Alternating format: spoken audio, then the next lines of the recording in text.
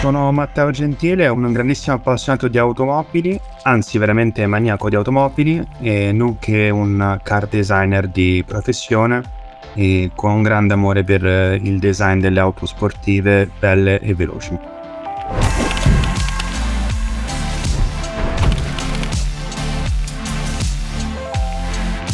È una passione che nasce sin da piccolino, da quando avevo grosso modo 4-5 anni, e sono sempre stato abbastanza impressionato da questi oggetti che si muovono così veloci intorno a me, tutti quanti colorati.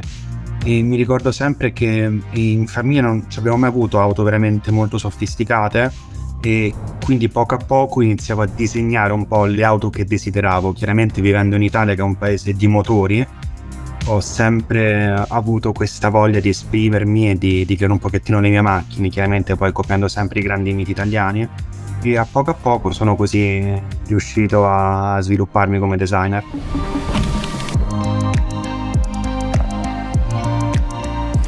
Il mio processo creativo inizia tutto quanto dall'osservazione. Sono una persona che ha sempre molta tendenza a guardare i dettagli e a guardare veramente tutto quanto sotto il microscopio. Quindi quando riesco a mettere insieme un buon numero di associazioni di forme e di idee, riesco a concretizzare nella mia mente una forma.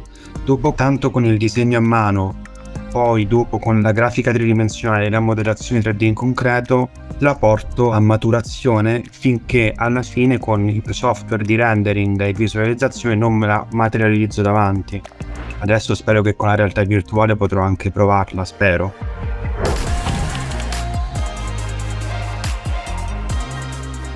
È una domanda molto complessa, perché dipende se è qualcosa che creo per me o se è qualcosa che creo per la produzione. Ovviamente quando si parla di un design di ricerca a livello amatoriale ci metto tutto il tempo che voglio, anche poche settimane in funzione di quello che voglio ottenere. Ovviamente quando parliamo di veicoli di produzione che devono rispettare un sacco di leggi di mercato, di sicurezza, e non starò qua a elencare tutto quanto, possiamo parlare anche di anni, ma tutto quanto dipende dalla complessità del veicolo e dalla linea di produzione, insomma.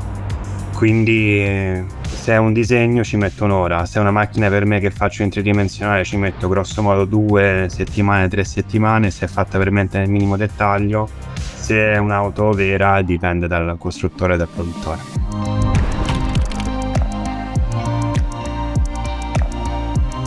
Tutto quello che è il design italiano anni 70, anni 80, con delle forme molto spigolose, è quello che un po' mi ha portato alla definizione stilistica degli esterni di questo veicolo. Poi chiaramente ci ho anche messo molto del mio stile. Adoro le linee estremamente ben definite, estremamente graffianti, i visi arrabbiati che puntano all'asfalto e dicono ti voglio divorare. Però questo lo unisco anche a delle forme molto morbide, molto organiche, molto biologiche, e penso che un po' fa quella bellezza tra la complessità del tecnico meccanico e del vivo.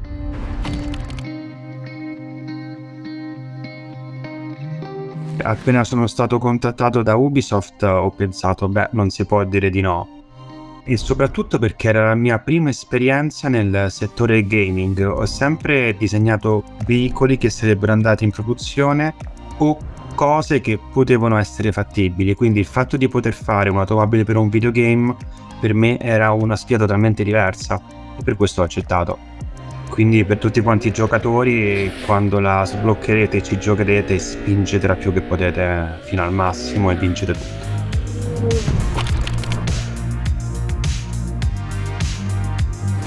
Nella vita professionale sono molto attivo su LinkedIn, e lì solamente lavoro con le aziende, però tutto quello che è la mia creazione personale mi piace trasmetterla su Behance e su Instagram. È molto facile, potete trovarmi con Matteo Gentile.